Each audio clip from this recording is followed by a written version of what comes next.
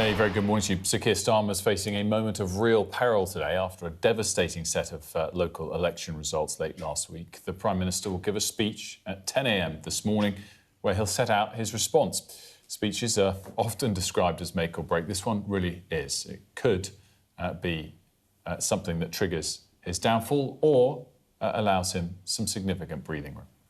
So we'll bring that speech to you live. And, of course, all eyes will be on how his potential leadership rivals react. His former deputy, Angela Rayner, unleashed a broadside yesterday, criticising him for blocking Andy Burnham's Westminster return and calling on Keir Starmer to deliver real change for the country. I mean, it is slightly mad to think it was only 2 years ago that Keir Starmer won that 174 seat majority. But, of course, if he's going to go, someone has got to make the first move. We're going to be analysing the Prime Minister's prospects and the fallout of an extraordinary set of election results throughout the programme. Our political correspondent Rob Powell has our first report. Angela Rayner scaling an assault course this weekend. Amid talk of a leadership race, the Greater Manchester MP has stopped short of launching a challenge. But she has laid down an ultimatum and put pressure on the Prime Minister to allow a senior colleague back into the Westminster fray. In a statement, she said, "It is time to acknowledge that blocking Andy Burnham was a mistake. We must show we understand the scale of change the moment calls for. That means bringing our best players into Parliament. The Prime Minister must now meet the moment and set out the change our country needs." Sir Keir Starmer previously stopped the Manchester mayor from returning to the Commons. Angela Rayner now says Labour may be facing its last chance after bruising election losses. It comes after MP Catherine West threatened her own leadership bid if senior colleagues didn't agree on a successor. That level of inertia in the face of the election defeat that we saw on Thursday is a disgrace. Working people sent us a message on Thursday. We have to listen to that and we have to change. And we have to do it quickly. She's called on the Cabinet to meet and come up with a plan, but ministers are refusing. I think she's got this completely wrong. What I do recognise, however, is that Catherine, like lots of other colleagues and like lots of candidates who stood in the elections that we've just had, are really hurting this morning. And I feel that too. You know, Friday morning I felt absolutely sick to the bottom of my stomach about the scale of the defeat that we'd suffered. And we got a real kicking from the voters. In Catherine West's North London constituency, there was some surprise among voters. Had you heard that the local MP around here has said that she's going to challenge Keir Starmer possibly for the leadership? I didn't know that. I didn't hear the news this morning yet. I think it's an excellent idea. She seems to be trying to trigger something wider, or someone else to put their hat in the ring. Yes, let's hope she hits a bullseye. Any of the other options that they're going to stand, because obviously I don't think it'll end up being her, she's kind of a stalking horse. I think all of the other options are probably going to be really bad. This is an area where Labour is losing votes to other parties. Its MP now attempting to flush out a new leader who can turn things around. Catherine West is not exactly a household name, so it's very hard to see her directly unseating the Prime Minister. But this still matters because it's an indication of how desperate some in Labour now feel about the path ahead, and because of that, it could still trigger something bigger.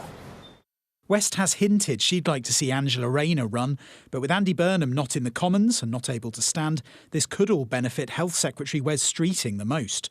No surprise then that left-wing MPs are worried. We need a proper, full democratic process, not some sort of palace coup or coronation rushed through in a matter of days. And I'm really concerned that what Catherine's proposed could be exploited by people on the right of the party who want to close down the contest and end up with a coronation. Sir Keir Starmer will launch a fight back this week with a speech. Catherine West says she could launch a challenge after that, unless someone else moves sooner. His former deputy now also breathing down his neck, the Prime Minister at risk of being overcome by events. Rob Powell, Sky News in North London.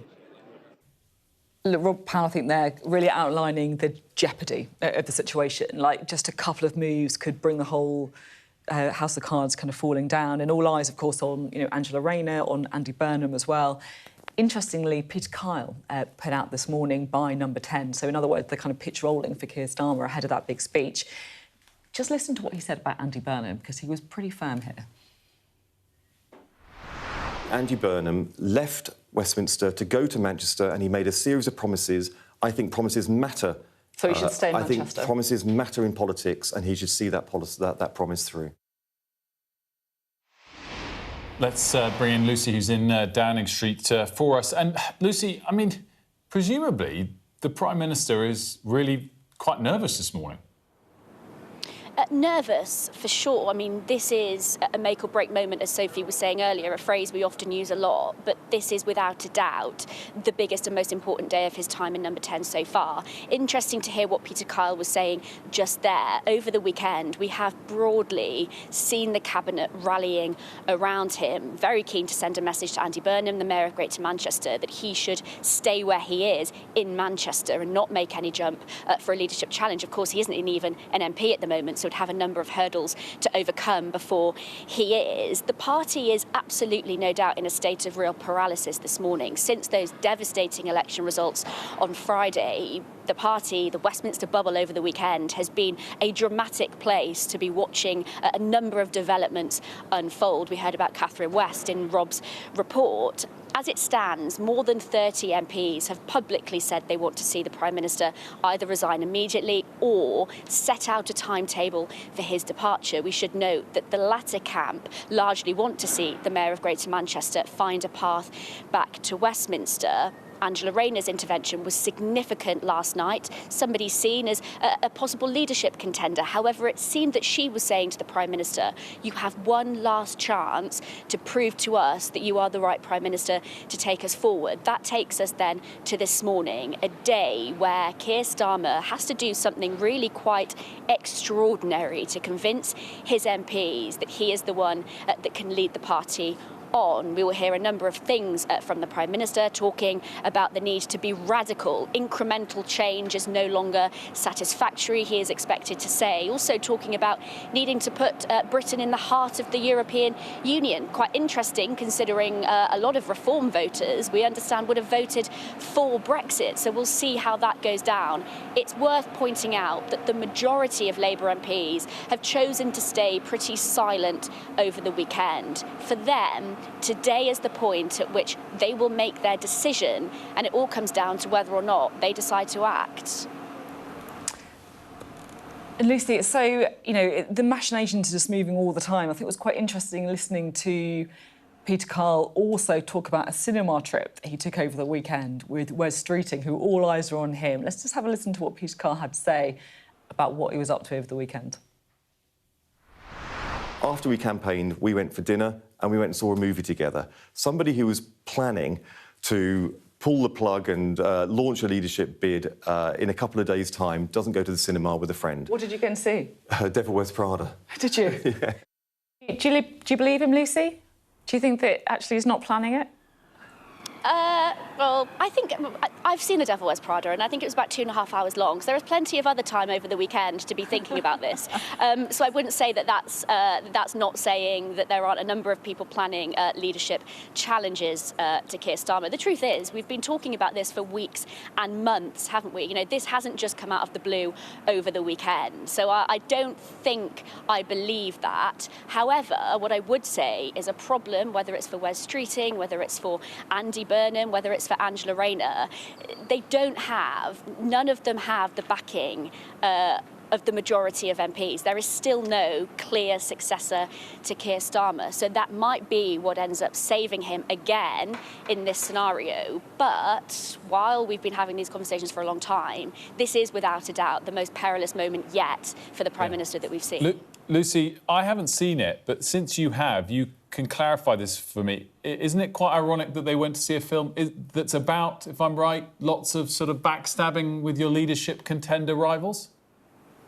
Yeah, absolutely. I mean, I thoroughly enjoyed it. As you say, backstabbing is the word that came to my mind, actually. Talk about strategy, ambitious people, lots of egos in that film. So, yeah, maybe some parallels there.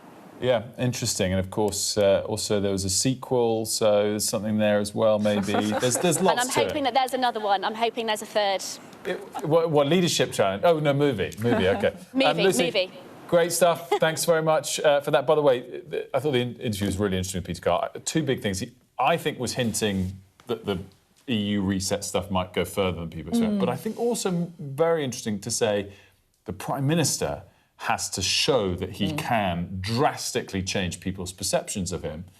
And this would be the big surprise of the speech. Does the Prime Minister say, I acknowledge that, give me 12 months to prove that, and if I don't prove it, I'll step down, or words to that effect, which I think was what Peter Keir was sort of getting at. I mean, if the Prime Minister went that far, you know, I do think it's a big, big shift, and the challengers might regret not going over the weekend, and we'll see, but we don't know. 10 a.m.